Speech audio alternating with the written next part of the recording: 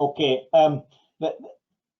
Just for information, really, just as we approach the kind of last 5 minutes, I am going to put a summary of this onto the Facebook user group, just to let all those who are in there know what we've discussed, you know, and the sort of things that we're going to be looking at.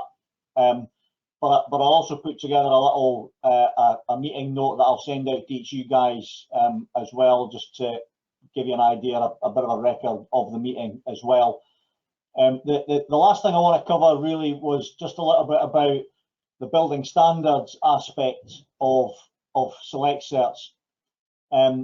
About 2 years ago, we started a project with BSD Labs and NIC EIC to develop what we called at the time a single certificate that covers both a certificate of construction and an electrical installation certificate. We put the legwork in to develop that to a format that we were all comfortable with. Essentially, it was an installation certificate that the first page was your certificate of construction, and then everything else behind that was the rest of the installation certificate. So once we'd agreed the format for that, the next step then was to develop that onto an electronic platform, which I know NIC EIC have done through their cloud certification. And I also asked Kevin to incorporate that into the development on version 2 of SELECTCerts. And that is now done, that is now there, albeit we have disabled it from version 2 of SELECTCerts at the moment. And the reason we've done that is because we've yet to get agreement from all parties. That's ourselves, that's BSD, that's Labs and NIC EIC, that this is now the way that we are going to deliver certification of construction, because it's quite a big change. It effectively relies on all of our approved certifiers who are registered on SBSC coming off of there and registering through SELECTCerts, and there are obviously some financial aspects of that which we are still trying to get to grips with. So I thought it best at the time, and I asked Kevin to just disable that functionality so that you physically can't see a certificate of construction now when you log into SELECTCerts. That will come in due course. I had actually gone back to both Labs and NIC EIC before we had the industry lockdown, just to kind of try and revitalise that work that we had been doing to come up with some common agreement around how we were going to implement this. So that's kind of all been put on hold at the minute until we get back to some sort of normality. But the ultimate aim is that when we do get agreement, you will also be able to complete a certificate of construction if you're an approved certifier through SELECTCerts as well. As I mentioned, there are some financial considerations to take into account, because at the moment it doesn't cost you anything other than the price of a certificate to go into SBSC.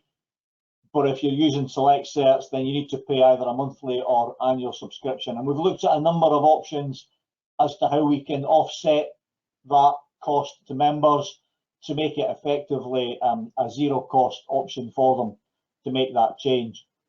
And that kind of works up to the end of year 1, year 2, thereabouts, and then it gets a little bit tricky. So we're still trying to work on some of the financial aspects of that, but it will come in due course. Okay. I'm conscious there are perhaps one or two who haven't said anything, so I just want to check maybe with Matt and Donnie. Did you have anything in particular you wanted to raise at all today? I would have said so your EIC for your drop down, and you can on pages, I think it's sections 7 and 8, that when you go to sort of fill down, can we not have it sort of filling down the whole page, as opposed to it'll tick it from your first maybe 8 boxes, and then you have to go to the bottom of the page.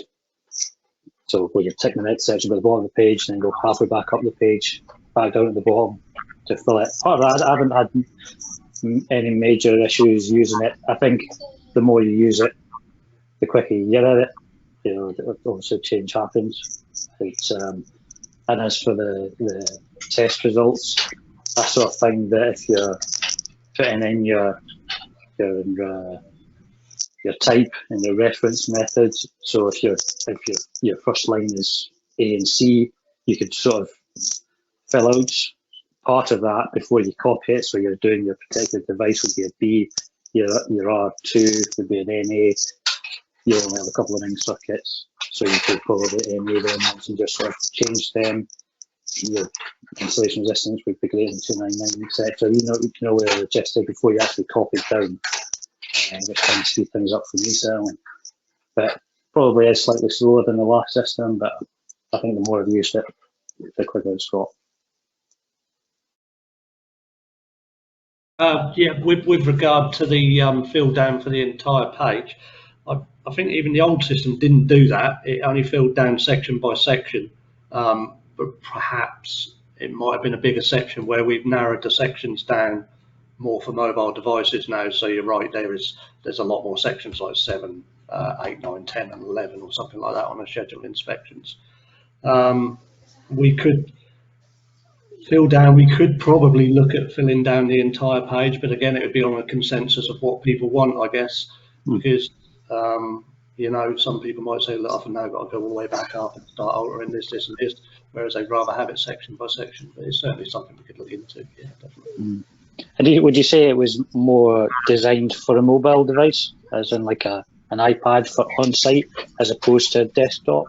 For both, really, yeah, for both web and app, because that's the way the world's going nowadays, and you've got to move with the times. I think really, it's you know, so yeah, that's what it was looked into. Yeah, but even if we could split those sections into longer sections or something like that to make it that it fills down more each time, or we could, I don't know, we could move the autofill down with the page, or have an autofill at the bottom as well as the top, that sort of thing, to make it easier to get to the autofill.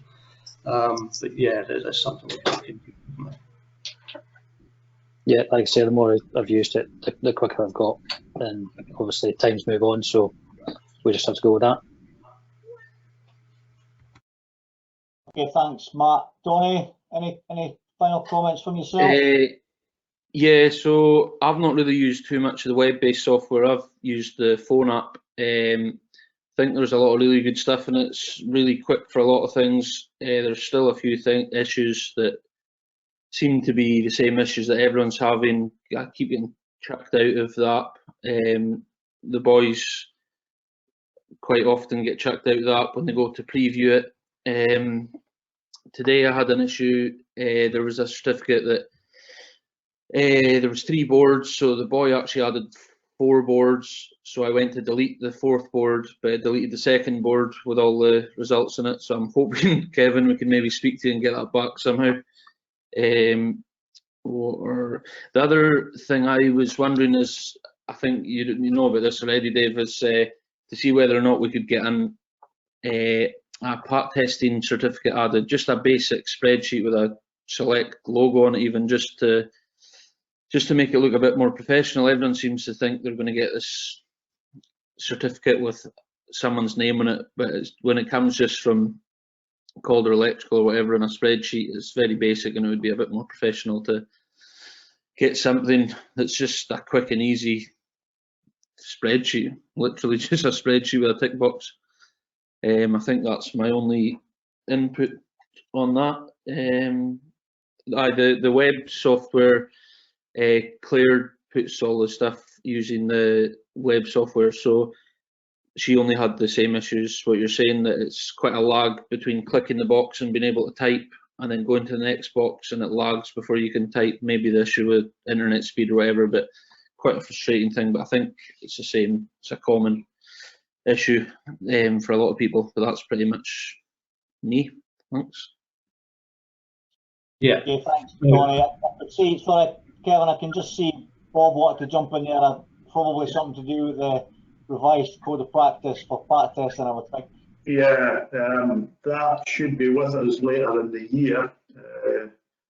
think it's September it might appear. Obviously COVID's taking care of the publication. It was supposed to be in June or July, and they were going to be putting in model forums which would be electronic and available to all participants who contribute to it. So once we get our hands on them, we can pass them on to Kevin to see about adding them into the certificate. And again, they will be fairly basic ones, so probably what you're looking for. So we can do that later in the year. And I was just going to quickly comment on your lost page. So I don't want to hang myself dry here and say I'm opening myself up to a whole load of phone calls, but the good thing about the new system is it doesn't actually delete anything. It just puts a date of the time you deleted it. So if we remove that date out of the database, it should just magically all appear again. So yeah, send me the details and I'll look at it, or give us a call and I'll look at that, and you should be able to get that restored. Yeah, thanks very much. Claire's been in contact with you quite a lot, and you've been very helpful with everything, so that's been good all the way along, so thanks for that. No problem. Good to hear.